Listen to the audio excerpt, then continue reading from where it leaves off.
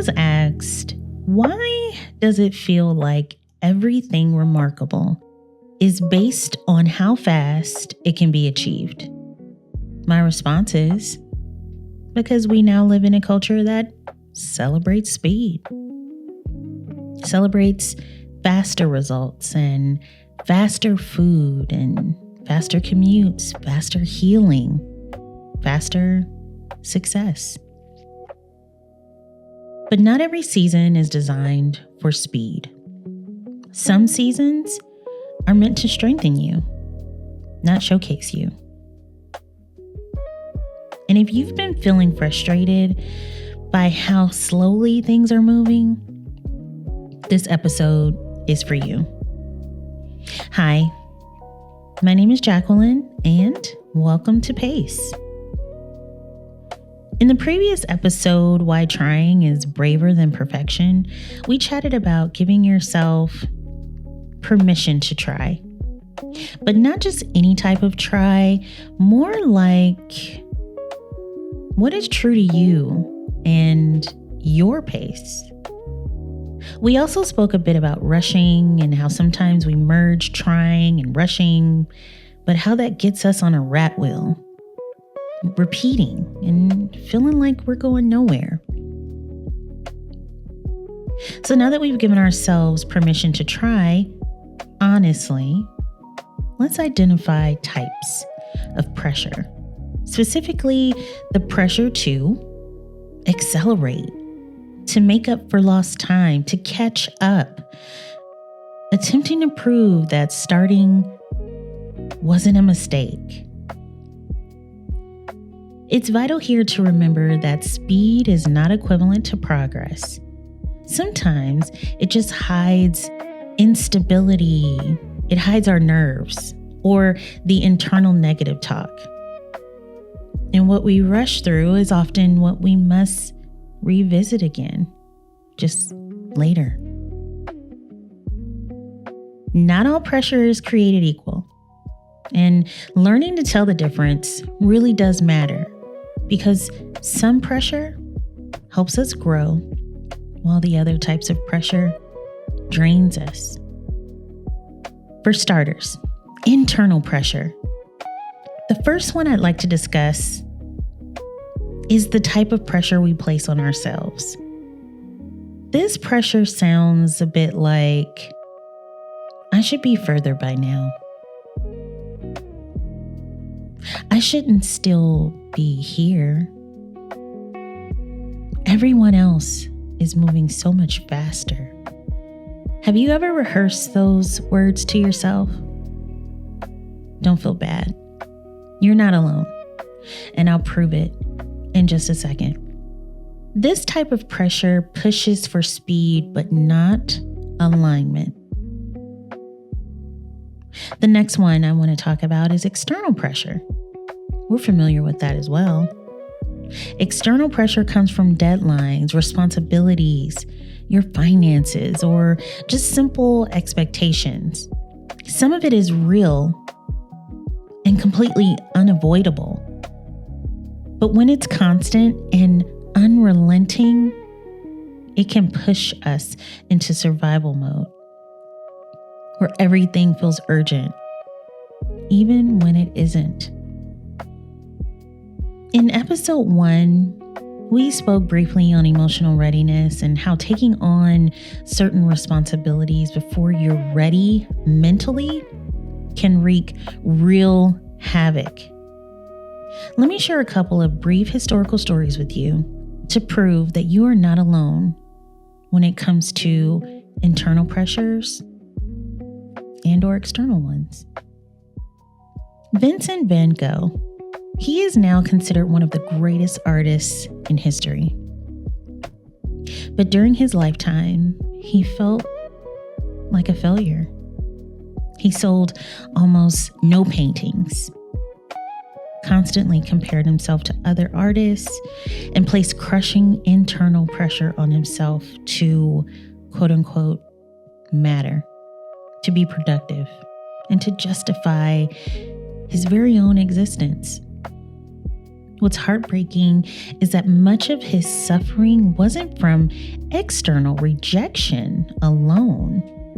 It was how deeply he internalized it. His letters reveal someone who believed he was always behind, always falling short, always racing time. The impact it left on him was severe mental health struggles and isolation. Ultimately, his death at 37. Vincent van Gogh wasn't behind history.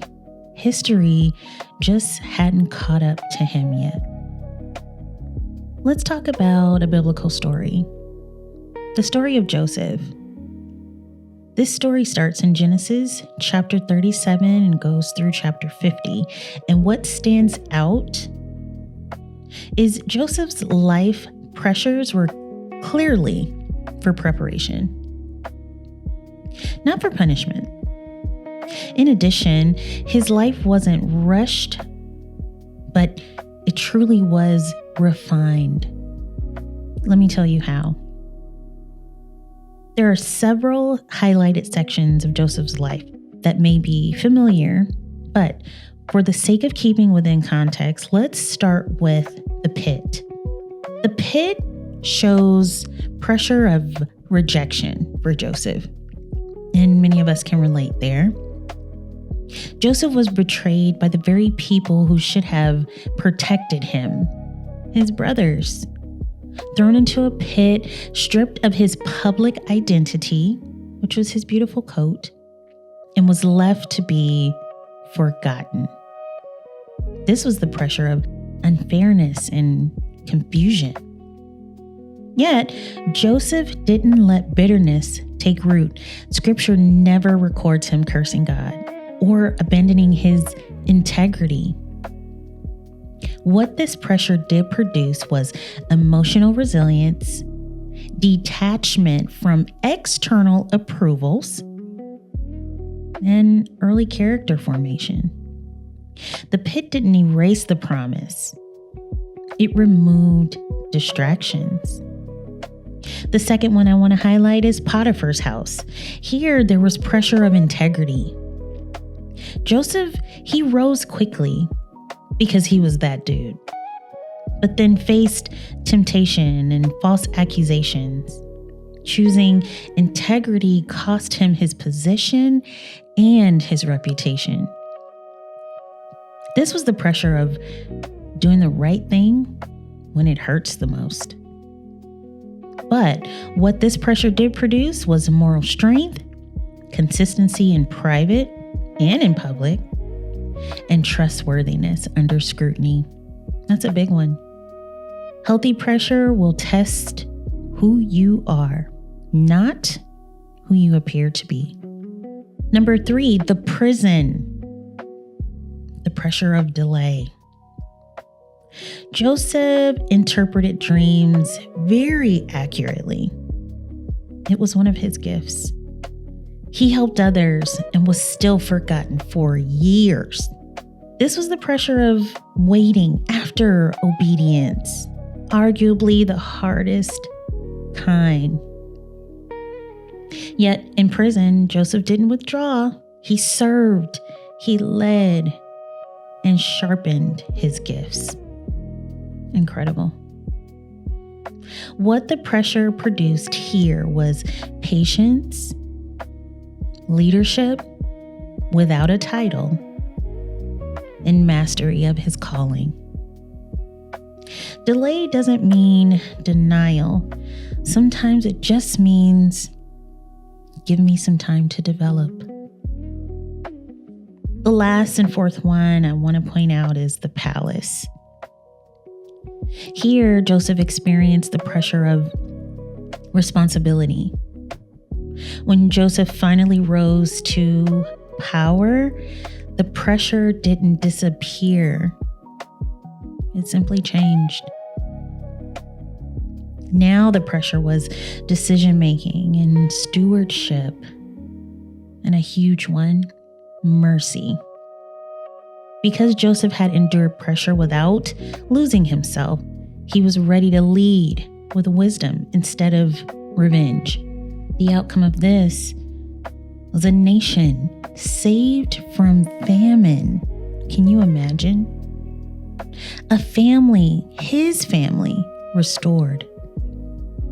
And a promise fulfilled exactly as God said, not earlier and not later.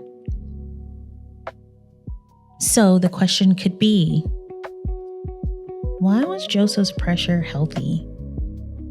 I'd say the key distinctions are that Joseph didn't create pressure through fear. He responded to pressure with faith and patience and waiting. He didn't rush the process, and he didn't resent the pace. Healthy pressure didn't make Joseph frantic. It made him faithful. And Joseph wasn't behind. He was just being built. And the pressure that felt like punishment was actually preparation. Now, based on the stories above, you'll notice both healthy pressures as well as harmful ones. And some differences in that are healthy pressure stretches without breaking. It encourages effort, not panic. It respects capacity, timing, and season. Healthy pressure asks, what's the next responsible, honest step? On the contrary, harmful pressure ignores humanity completely. It treats rest as a weakness and slowness as failure. It's not true.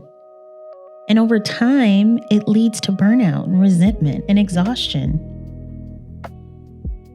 This type of pressure doesn't make you better, it just makes you tired.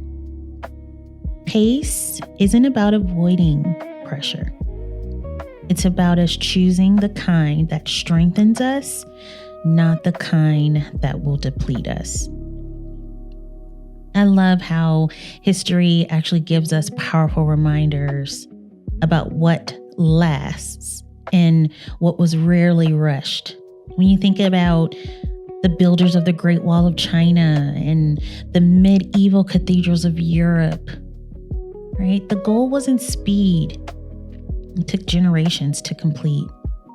And some of the builders knew they may never see the finished work, but they built anyway. And they built carefully and they built intentionally because longevity mattered more than visibility. So what do we get from this? Well, speed builds quickly. Yes, it does. But intention builds permanently. So these seasons, they exist for a reason. And each one requires a different pace. There are seasons for planting. There are seasons for growing and resting. And then there's those wonderful seasons, hopefully, for harvesting. No farmer, as we know, rushes a harvest before the ground is ready. No builder skips the foundation and expects the structure to stand. Slower seasons, they aren't empty. They're often building things you just can't rush. Things like discernment, emotional strength, boundaries, clarity, and endurance. These are not flashy skills, but they are essential. They often develop very quietly, which makes them easy to, undervalue. What feels slow on the outside may be doing very critical work on the inside. So here's a reflection question. Before you move on with your day, I want to ask you a couple of things, and you don't have to answer perfectly or right away. Just, you can sit with it. What kind of pressure am I feeling most right now? Internal or external? Is this pressure helping me to grow or pushing me to rush? What season might I actually be in, even if I wish it were different? And what would it look like to honor my pace in this season? You don't need an answer right away. Awareness is often the first step forward. So, if your progress feels slower than you expected, that doesn't mean something is wrong. It may mean something important is being built. Not every season is for speed. Some are for strengthening your foundation. And when the time comes to move faster, you'll be more than ready, but at your pace. Thank you so much for being here. Until next time.